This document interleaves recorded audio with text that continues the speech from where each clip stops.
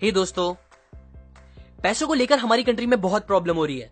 ये बात सबको पता है, लेकिन सबको ये नहीं पता कि पैसों से रिलेटेड प्रॉब्लम आज दुनिया की हर बड़ी कंट्री में अलग अलग तरीके से होती जा रही है और आगे और होगी।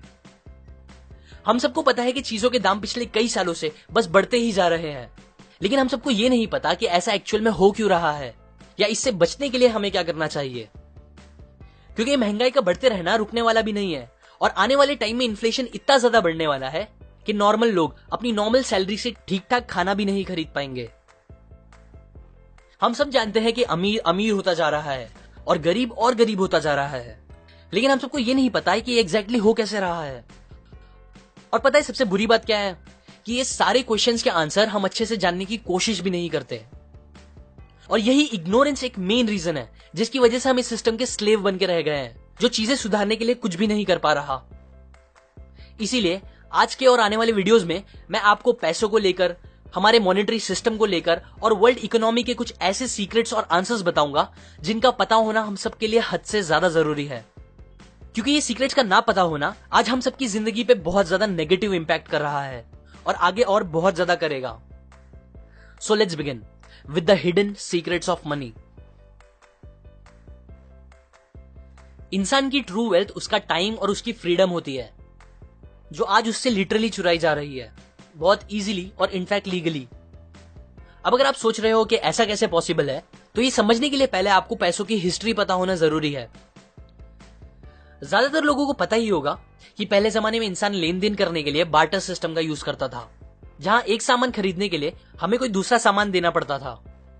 जैसे कि समझो मेरे पास अगर एक मुर्गी है और आपके पास चावल, तो मैं आपको अपनी मुर्गी दूंगा जिसके बदले आप मुझे चावल दोगे। यह सिस्टम ठीक था, पर इसमें बहुत कॉम्प्लिकेशंस और प्रॉब्लम हो जाती थी। फिर लोगों ने कुछ अलग सोचना स्टार्ट किया। उस टाइम भी सबको पता था कि सोना एक कीमती चीज होती है, इसीलिए फिर लोगों ने सोने और चांदी के पैसे बना के उनसे बिजनेस करना स्टार्ट कर दिया। अब क्योंकि बहुत बार ज्यादा सोना अपने पास रखना और उसे लेके घूमना एक फिक्र करने वाली बात हो जाती थी, उसके वजन और चोरी के डर से, इसीलिए कुछ सोनार और दूसरे लोगों ने इसमें एक बिजनेस अपॉर्चुनिटी देखकर एक सोल्यूशन निकाला। उन्होंने लोगों से कहा कि तुम अपना सोना हमारे पास रखा दो, हम उसे गार्ड करके एकदम सेफ रखेंगे अपने पास, और बस उसके बदले आप हमें एक छोटी सी फीस दे देना। सबको यह आइडिया काफी अच्छा लगा, सो लोगों ने अपने अपने सोने उनके पास रखाना स्टार्ट कर दिए, जिसके बदले वो सोनार उन्हें एक IOU दे देता था। IOU और कुछ नहीं, बस एक कागज था जिसमें लिखा होता था कि मेरे पास आपका इतना सोना रखा हुआ है। सिंपल वर्ड्स में आप उसे सोने की रसीद भी बोल सकते हो, जिसे दिखाकर वो लोग अपना सोना कभी भी वापस लेके जा सकते थे। इसी तरह ये सिस्टम एकदम अच्छे से चलने लगा। लेकिन फिर कुछ टाइम बाद सोनार लोगों को एक अजीब बात रियलाइज हुई कि ये सिस्टम बनाने के बाद अब ऑलमोस्ट कोई भी इंसान अपना सोना लेने वापस नहीं आ रहा था और सबने उन रसीद से ही बिजनेस करना स्टार्ट कर दिया था, क्योंकि सबको यकीन हो गया था कि रसीद है मतलब सोना भी होगा ही। अब ये चीज समझने के बाद सोनार लोगों को लालच आ गई और फिर उन्होंने गलत काम करना स्टार्ट कर दिया। क्योंकि अब उनके हाथ से बनी हुई रसीद ही पैसा बन गया था, इसीलिए वो लोगों ने नकली और ज्यादा रसीदें बनाना स्टार्ट कर दी। उनके पास तो सोना होता भी नहीं था, लेकिन फिर भी वो ज्यादा रसीदें बनाते जाते, जिसे वो दूसरे गरीब लोगों को उधार देकर, मतलब लोन पर देकर, उस पे इंटरेस्ट कमाने लगते। इसी तरह उन लोगों ने अपने मन के हिसाब से बहुत सारी रसीदें छापी और दूसरों की मेहनत, टाइम और फ्रीडम छीन कर उनसे खूब पैसे कमाए। ऐसे स्टार्ट हुई दुनिया की सबसे बड़ी चोरी। वो सोना संभाल के रखने की दुकान दुनिया की पहली बैंक थी और वो रसीद दुनिया की पहली करेंसी। आज हम सब ग्लोबली इतने बड़े फाइनेंशियल क्राइसिस में जी रहे हैं, उसका सबसे बड़ा रीजन ये है कि हमें करेंसी और मनी के बीच का डिफरेंस नहीं पता। बहुत से लोगों को लगता है कि करेंसी और मनी दोनों एक ही चीज है, लेकिन ऐसा है नहीं। करेंसी एक मीडियम ऑफ एक्सचेंज है जिसे आप कहीं भी लेके घूम सकते हो, जो जल्दी खराब नहीं होता, जिसके छुट्टे कराए जा सकते हैं और जो फंजिबल होता है। मतलब आपके जेब में जो 100 रुपए है वो मेरे जेब के 100 रुपए से एकदम सेम है और उनसे हम सेम चीजें खरीद सकते हैं। ये होती है करेंसी। मनी में भी ये सारी प्रॉपर्टी होती है, जैसे कि वो भी पोर्टेबल, ड्यूरेबल, डिविजिबल और फंजिबल होते हैं। लेकिन जो मेन डिफरेंस मनी को करेंसी से अलग करता है वो ये है कि मनी एक्चुअल में कुछ वैल्यू स्टोर रखता है अपने अंदर, जो सालों साल तक उसमें होती है, जिससे उसकी परचेसिंग पावर भी बनी रहती है। एग्जाम्पल, सालों पहले जो फिएट करेंसीज दुनिया में चलती थी, आज उसकी कुछ वैल्यू नहीं होगी। लेकिन सोना और चांदी जो एक फॉर्म ऑफ मनी है, उसकी वैल्यू आज भी है, 100 साल पहले भी थी और 1000 साल पहले भी थी।